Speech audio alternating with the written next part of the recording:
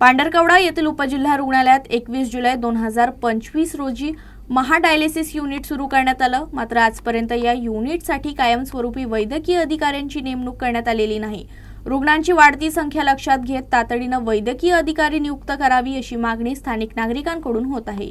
पांढरकवडा येथील उपजिल्हा रुग्णालयात 21 जुलै 2025 ला मोठ्या उत्साहात डायलिसिस युनिट सुरू करण्यात आलं। मात्र या युनिटसाठी आजतागायत कायमस्वरूपी वैद्यकीय अधिकाऱ्याची नियुक्ती करण्यात आलेली नाही। डायलिसिससाठी दररोज वाढत्या संख्येने रुग्ण इथे येत आहेत। मात्र प्राथमिक तपासणी व उपचारांसाठी डॉक्टर उपलब्ध नसल्यानं रुग्णांना मोठ्या अडचणींना सामोरं जावं लागत आहे। अनेक वेळा रुग्णांना यवतमाळ किंवा वर्धा इथं हलवावं लागतं। प्रवासादरम्यान काही रुग्णांचा मृत्यू झाल्याच्या घटनाही समोर आल्यानं नागरिकांमध्ये संताप व्यक्त होत आहे। या पार्श्वभूमीवर पांढरकवड्यातील वाजिद कुरेशी यांनी प्रशासनाला लेखी निवेदन देत तात्काळ कायमस्वरूपी वैद्यकीय अधिकारी नेमण्याची मागणी केली आहे।